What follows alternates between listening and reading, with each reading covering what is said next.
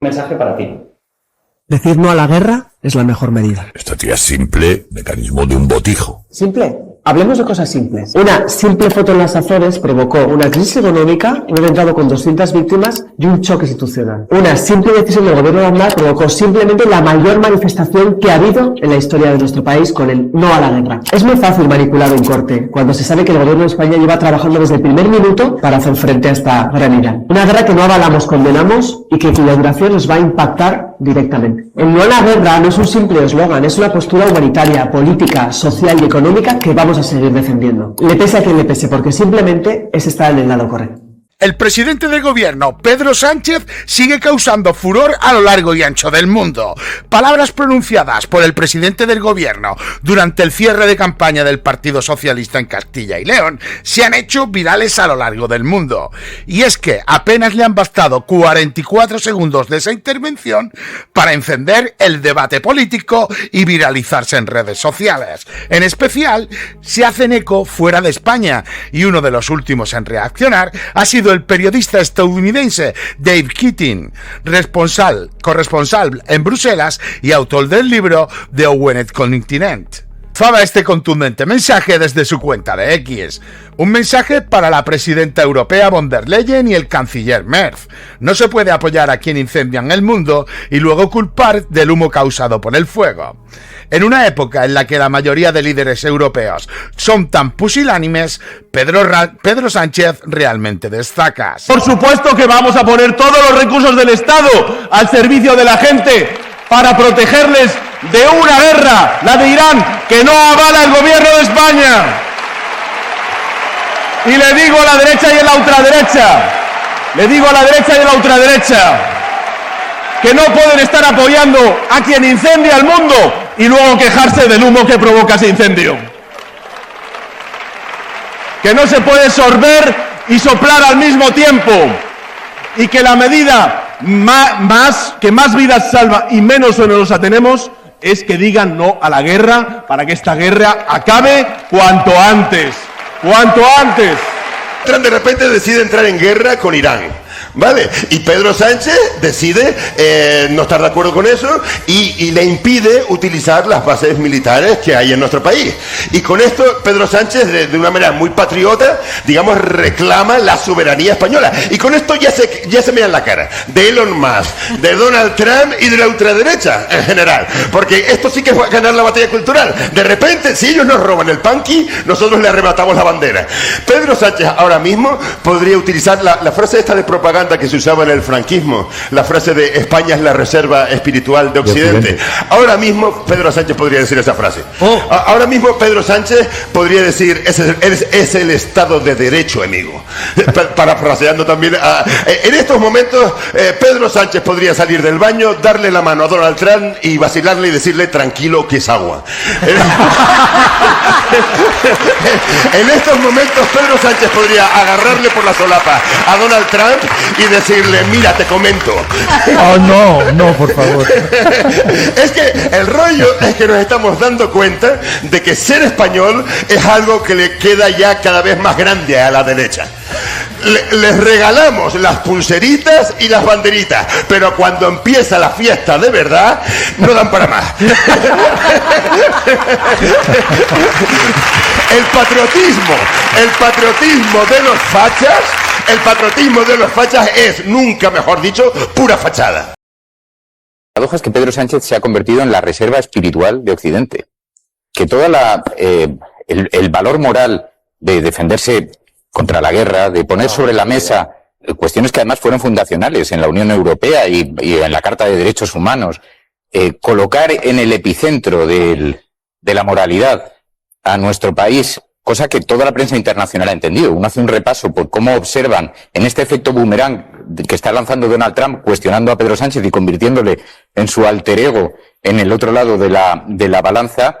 Pero en cierta manera a mí me hace sentirme orgulloso de este país que se coloca mirando enfrente a esto. Pero también pienso, lo coyuntural, la guerra, los efectos, lo que está colocando sobre la mesa, pero ojo, seguimos siendo profundamente dependientes de los combustibles fósiles.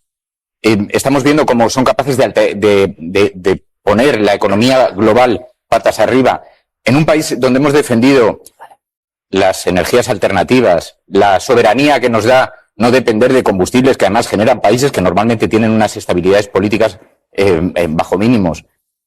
Llevan tantos años, no solamente los científicos, los ecologistas, los analistas, advirtiendo sobre los riesgos de en qué manos nos estábamos entregando y que estemos entregándole el mundo a gente como Milei, que dice que habla con su perro muerto, como Donald Trump, que es un tipo cuyo máximo poder social está en sus convocatorias en TikTok por la manera en la que baila o porque aparecen los papeles de Epstein con acusaciones gravísimas.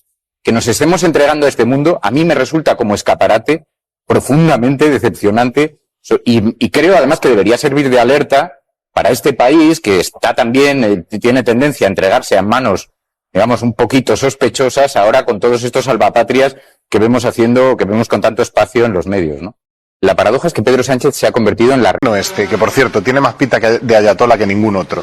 ¿Quién se ha creído que es el energúmeno fascista para decirle al presidente del gobierno de España que no puede sacar la bandera de España? Si es que el problema es ese, que se creen que la bandera es suya, pero que la bandera es nuestra también, que aunque seamos rojos y os moleste mucho, somos igual de españoles que vosotros, nos comemos los mismos pinchos de tortilla, nos tomamos las mismas tapas de jamón y no entiendo por qué el señor se ha empeñado en intentar patrimonializar la bandera de España como si solo fuera de los fachas. Ramón, que nombre que no.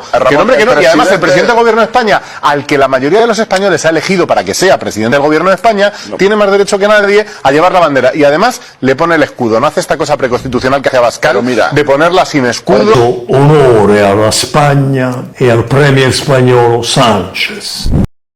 Podríamos denominar el milagro de los Sánchez y los peces. Hoy, en lo más viral, vamos a contar cómo The New York Times, uno de los diarios más prestigiosos del mundo, con 12 millones de suscriptores, ha hecho un artículo de opinión sobre Pedro Sánchez que ha llevado a su portada. El pasado 10 de marzo, The New York Times, en esta portada que os enseño aquí, el periodista Paco Cerdá publicó un artículo contando que por primera vez en su vida se sentía orgulloso de ser español, algo que no le pasaba. En este artículo cuenta que incluso en el Mundial va con Holanda por no ir con España, o sea que hasta eso ha conseguido Pedro Sánchez. Concretamente dice: esta semana, cuando escuché al presidente Trump decir que España es un aliado terrible y que no tiene nada que Estados Unidos necesite, sentí un orgullo inusual de ser español. Hasta ese punto ha dado que hablar la postura de Pedro Sánchez contra Donald Trump en el resto del mundo. Recordemos que, por así decirlo, Sánchez es el único líder europeo que ha plantado cara directamente a Donald Trump, algo que a él no le ha gustado demasiado. En este mismo artículo,